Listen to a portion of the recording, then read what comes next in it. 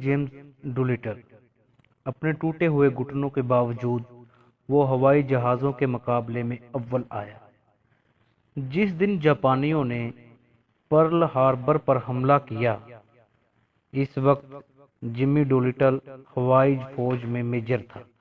इसने अपने दोस्तों से कहा, मैं हवाई फौज में एक मुकाम हासिल करके रहूंगा और टोक्यो पर ऐसी बमबारी करूंगा कि जापानी याद करेंगे। 4 माह और 11 दिन बाद इसने अपने अल्फाज सच्चे कर दिखाए। टोक्यो की 2600 साला तारीख में पहली मर्तबा इस पर बम बरसे। इन बमों ने टोक्यो में अफरा तफरी फैला दी। इन बमों ने एक जंगी जहाज और हवाई जहाज़ों की एक फैक्ट्री तबाह कर दी और तेल के जखीरों में यूं आग लगाई कि लोहे के टुकड़े मीलों फजा में उछल गए। टोक्यो पर हवाई हमला इस कदर कामयाब था कि टोक्यो की दफाई फौज के अफसर इंचार्ज ने खुदकुशी कर ली। इसके बाद डोलिटल को शुमाली अफ्रीका में अमेरिकी हवाई फौज का कमांडर और ब्रिगेडियर जनरल बना दिया गया। जब इत्तेहादी बड़ी फौजें सिसिली की जमीन पर उतर रही थीं, तो इसके जंगी जहाज़ों ने अपनी हिफाजत में इनका ये काम आसान कर दिया। ये इसी के लड़ाके त्यारे थे जिन्होंने इटली को घुटनों के बल झुकने पर मजबूर कर दिया था। वो एक हैरत अंगेज शख्सियत है। इसकी जिंदगी का अहम तरीन वाकया कई बरस पहले चिली जनूबी अमेरिका में इसे पेश आया। शुमाली अमेरिका, जनूबी अमेरिका और यूरोप से आए हुए हवाबाजों का एक ग्रुप एक होटल में दावत पर मौजूद था। हर कोई अपने जौहर दिखा रहा था।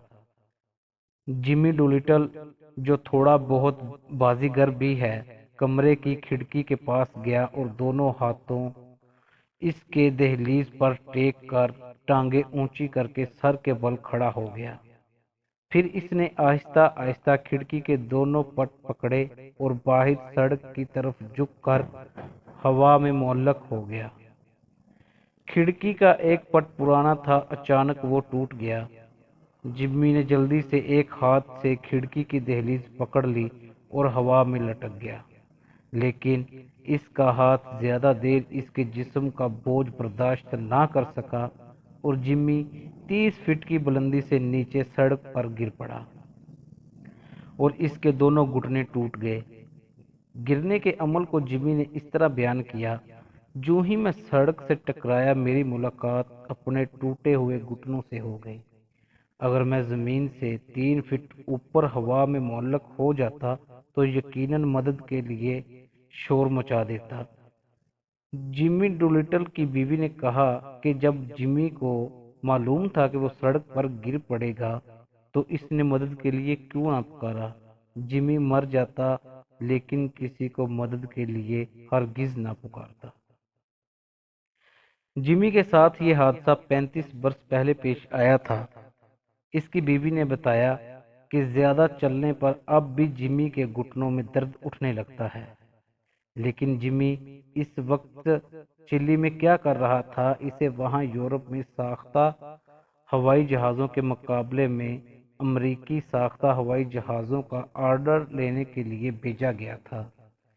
चिली के सदर के सामने जर्मनी, बरतानिया और फ्रांस के बेहतरीन हवाबाज अपने अपने मुल्क के जहाज़ों की बर्तरी का मुजाहरा करने के लिए आए हुए थे। मुजाहरे का मुकर्ररा दिन आ पहुंचा। कोई ये तसव्वुर भी ना कर सकता था कि जिमी मुजाहरे के दिन वहां मौजूद होगा। वो तो अपने दोनों टूटे हुए घुटने लिए अस्पताल में पड़ा था, लेकिन जिमी ने लोगों को बेवकूफ़ बना दिया। इसने अस्पताल में चोरी छुपे अपने घुटनों पर से प्लास्टर उखाड़ा और वहां से छुपता छुपाता मुजाहरे के मैदान में आ पहुंचा और बड़ी मुश्किल से अपने हवाई जहाज में बैठने में कामयाब हुआ। फिर इसने फिजा में जाकर ऐसे ऐसे करतब दिखाए कि जनूबी अमेरिका के लोगों ने इससे पहले कभी ऐसे खेल ना देखे होंगे। हवाई जहाज़ों का ऑर्डर इसे मिल गया, लेकिन जब वो हवाई जहाज से बाहर निकला تو اس کے دونوں گھٹنے دوبارہ ٹوٹ چکے تھے۔ ہسپتال کا سرجن اس کی اس حرکت پر اس قدر ناراض ہوا کہ اس نے جمی کے گھٹنوں پر دوبارہ پلسٹر لگانے سے انکار کر دیا۔ جمی نے خاموشی سے اپنے ایک دوست کی مدد سے گھٹنے ایک کپڑے کے ساتھ زور سے باندھے اور اپنے جہاز میں بیٹھ کر 1500 میل طے کر کے بولیویا پہنچ گیا تاکہ وہاں کی حکومت کے پاس اپنے جہاز فروخت کر سکے۔ لیکن جب وہاں کی حکومت نے اس پر جاسوس ہونے کا شبہ کر کے اسے قید کرنا چاہا تو وہ دوبارہ اپنے ٹوٹے ہوئے گھٹنوں کے ساتھ ہوائی جہاز میں بیٹھ کر واپس بھاگ گیا۔ جمی نے اپنی ابتدائی تعلیم کا آغاز الاسکا سے کیا۔ وہ الاسکا میں 8 برس رہا۔ اس کی یہ وجہ تھی کہ اس کا والد بھی ان جوشیلے لوگوں کے گروہ میں سے تھا جو سنگوئے میں سونے کی تلاش میں بھاگم بھاگ آئے تھے۔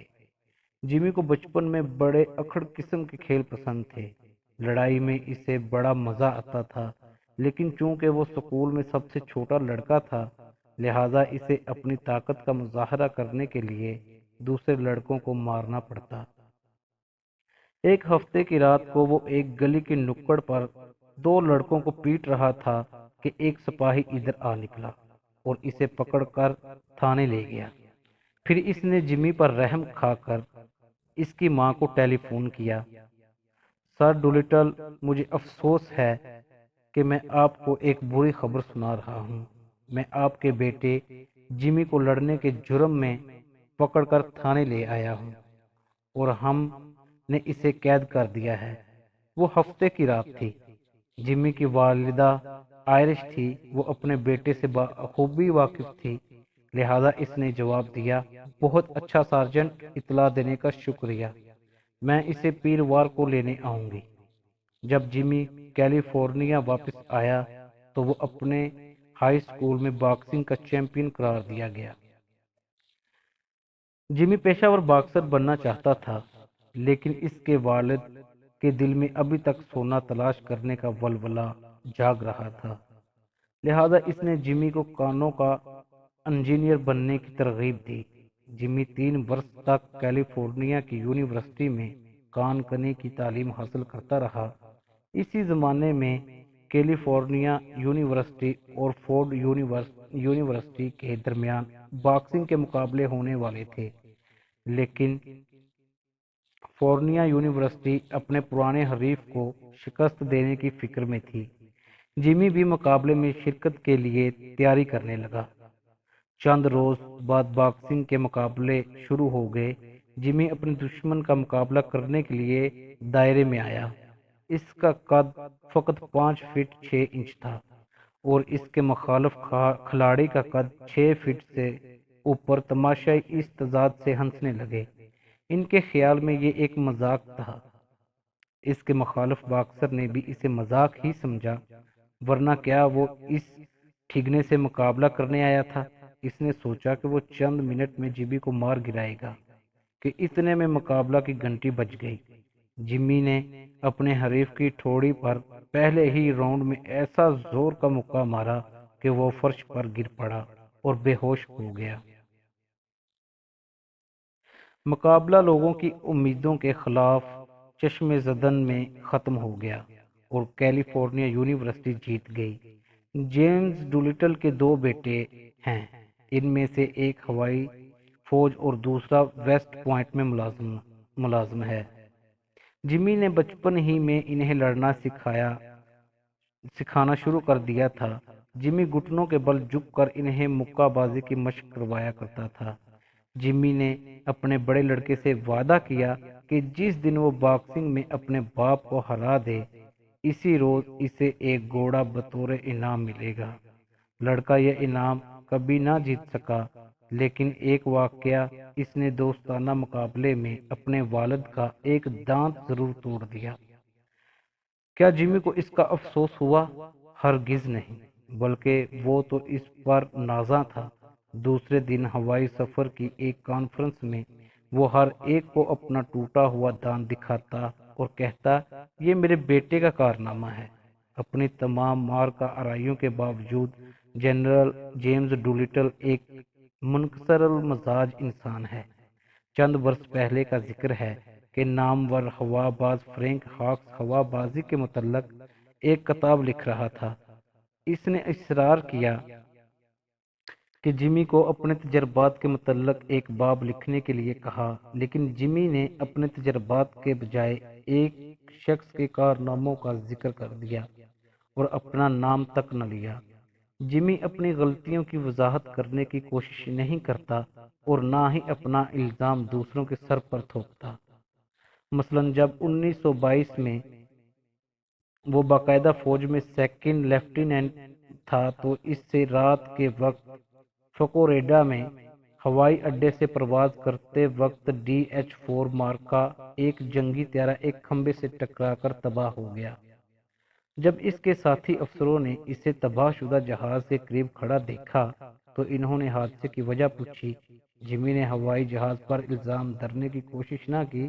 اس نے جواب دیا، ٹھیک طرح سے چلانا جو نہیں آتا تھا۔ کسی بات یا حادثے کے متعلق جمی کی رپورٹیں بڑے مختصر مگر صحیح ہوتی ہیں۔ 1929 میں ہوائی مظاہروں کے وقت جمی کو ایک خاص جہاز دیا گیا۔ جمی نے وہ طیارہ اس سے پہلے کبھی نہ دیکھا تھا۔ ہوائی کرتب دکھانے سے پہلے جمی نے اسے ایک دفعہ آزمانا بہتر خیال کیا۔ وہ جلدی سے طیارے کو اوپر لے گیا اور پھر ناک کے بل 300 میل فی گھنٹہ کی رفتار سے اسے نیچے لایا۔ اچانک جہاز کا ایک بازو ٹوٹ گیا۔ جمی جہاز سے باہر ہوا میں گر پڑا۔ وہ پیراشوٹ کے ذریعے نیچے اترنے لگا۔ زمین پر آ کر اس نے ایک دوسرا طیارہ لیا اور کرتب دکھانے لگا۔ فوج نے اسے اس حادثے پر مکمل رپورٹ دینے کے لیے کہا، لیکن جمی نے فقط یہ جملہ لکھا، بازو ٹوٹ گیا اور میں باہر گر پڑا۔ جمی عملی مزاح کا بڑا شوقین ہے۔ چند برس ہوئے اسے ہوائی سفر کے متعلق ماہروں اور سائنسدانوں کی ایک کانفرنس میں تقریر کرنے کے لیے بلایا گیا۔